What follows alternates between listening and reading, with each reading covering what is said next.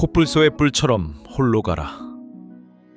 연결이 미덕처럼 칭송되는 세상에서 고독은 자주 외로움으로 오해받습니다. 하지만 오래된 불교 경전에는 전혀 다른 방향의 지혜가 있어요. 코뿔소의 뿔처럼 홀로 가라. 이 말은 수타니파타의 카가위사나 수타에 나옵니다. 그리고 우리가 당연하게 믿는 전제를 정면으로 흔들죠. 사람은 결국 관계 속에서만 산다. 처음 들으면 이렇게 느껴질 수 있어요.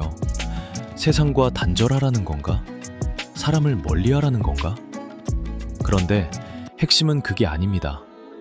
이 문장이 말하는 건 고립이 아니라 내면의 자유예요. 명료함, 용기, 그리고 목적. 오늘 영상에서는 이 문장이 뜻하는 바를 배경부터 현대적 의미까지 차근히 풀어보겠습니다. 불교의 가르침, 문학적 비유, 심리학적 통찰까지 함께요.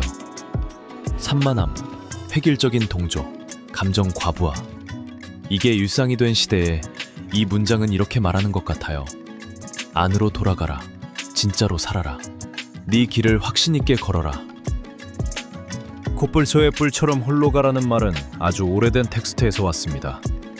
카가위사나는 카가, 즉 코뿔소 플러스 위사나, 즉 뿔, 즉 코뿔소의 뿔이라는 이미지죠.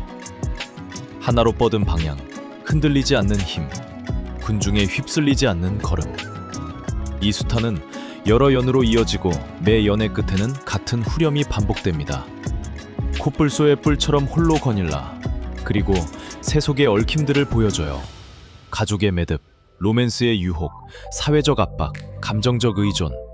그 매듭에서 벗어나야 해방의 길이 열린다는 거죠. 중요한 포인트가 하나 있어요. 이건 반사회적 태도를 권하는 말이 아닙니다. 차갑게 굴라는 말도 아니에요. 오히려 강조하는 건 이겁니다. 내면의 절제, 감정의 독립, 집착으로부터의 자유. 코뿔소의 뿔은 고립이 아니라 집중된 방향성을 상징합니다. 회복 탄력성, 그리고 내면의 힘. 고독은 불교 수행에서 늘 중요한 요소였습니다. 시다르타 고타마, 즉 석가모니는 왕궁의 편안함을 떠나 진리를 찾는 길로 나아갔죠. 숲과 산, 수행처의 침묵. 그 고요 속에서 사성제와 팔정도가 열렸습니다. 많은 불교 텍스트는 말합니다. 고독은 목표가 아니라 방법이라고요. 고독은 생각을 관찰하게 합니다. 간섭 없이. 감정을 이해하게 합니다. 투사 없이. 그리고 자아를 녹입니다. 비교와 인정 욕구가 키운 자아를요. 그래서 이 말은 성숙의 은유가 됩니다. 산만함과 욕망의 소음의 조용히 아니라고 말하는 태도. 철학적으로 보면 이 혼자 걷기는 실존주의와도 닿아 있어요. 장폴 사르트르는 말했죠. 인간은 자유로울 수밖에 없다. 의미가 정해져 있지 않은 세상에서 우리는 선택을 해야 하고 그 무게를 감당해야 합니다. 이때 고독은 벌이 아닙니다. 자유를 정직하게 마주하는 책임이에요. 니체 위버맨 시도 비슷합니다. 군중의 도덕에 끌려가지 않고 내 기준으로 가치를 세우는 존재. 코뿔소의 뿔처럼요. 한 방향으로 흔들림 없이. 심리학에서도 비슷한 말을 합니다. 칼 융은 고독 속 성찰을 개성화 과정의 일부로 보았죠. 진짜 내가 되어가는 과정. 그리고 현대 연구들도 말합니다. 선택된 고독은 창의성, 감정 조절, 정신적 명료함에 도움이 될 수 있다고요. 반대로 끝없는 사회적 얽힘은 스트레스와 혼란, 자기 상실로 이어질 수 있습니다. 그래서 이 문장은 남을 버려라가 아닙니다. 나를 버리지 말아라.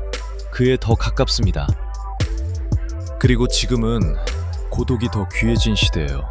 소셜미디어, 메신저, 24시간 뉴스, 우리 마음을 계속 점유하죠.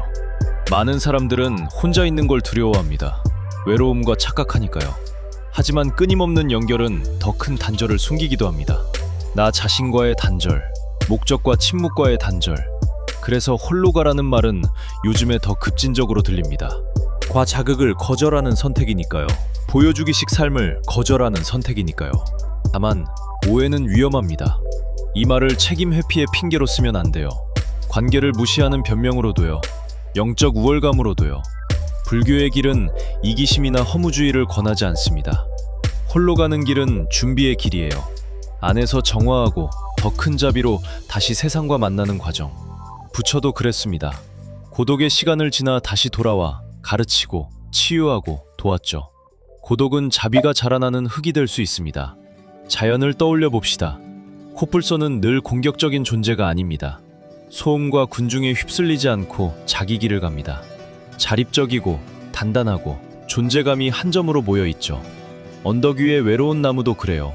숲이 없다고 약해지지 않습니다. 깊은 뿌리로 폭풍을 더 잘 견디기도 하죠. 달은 칭찬을 구하지 않고 빛을 냅니다.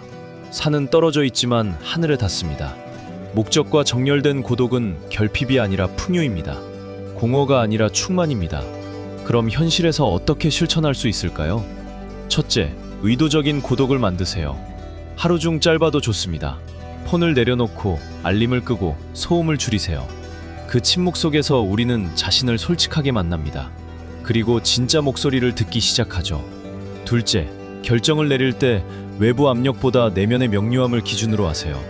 커리어든 관계든 수행이든 필요한 건 용기입니다. 아니오라고 말할 용기, 기다릴 용기, 떠날 용기. 코뿔소처럼 내 안의 나침반을 믿으세요. 셋째, 나를 소모시키는 관계와 환경에서 거리를 두세요. 공동체는 중요합니다. 하지만 모든 관계가 나를 살리는 건 아니니까요. 여기서 핵심은 분별력입니다. 가끔 혼자 걷는 건 실패가 아니라 자기 존중입니다. 마지막, 세상과 관계 맺을 때 필요가 아니라 완전함에서 시작해보세요. 고독이 힘이 되면 관계는 더 자비로워지고 덜 의존적이 됩니다. 우리는 덜 붙잡고 더 자유롭게 주고받게 돼요. 코뿔소의 뿔처럼 홀로 가라는 말은 그저 오래된 문장이 아닙니다. 시간을 넘어서는 거울입니다. 고독 속에서 우리는 본질을 발견합니다. 혼자 걷는 길에서 가장 진짜 같은 길을 만나는 경우가 많습니다. 이 말은 은둔자가 되라는 뜻이 아니에요. 인간관계를 버리라는 뜻도 아니고요. 우리가 길러야 할 건 신성한 홀로 있음입니다. 여론과 두려움에 흔들리지 않는 자기중심의 존재감. 소음이 가득한 세상에서 조용히 걷는 사람은 지혜뿐 아니라 평화를 품게 됩니다. 그러니 고독을 두려워하지 맙시다. 슬픔으로 혼자 가는 게 아니라 힘으로 혼자 가는 겁니다. 코뿔소의 뿔처럼 하나로 굳게 자유롭게. 시청해주셔서 감사합니다. 영상이 좋았다면 저희 마음온도 사색연구소를 구독해주시고 좋아요를 눌러주세요. 평온한 하루 보내시고 다음 영상에서 뵐게요.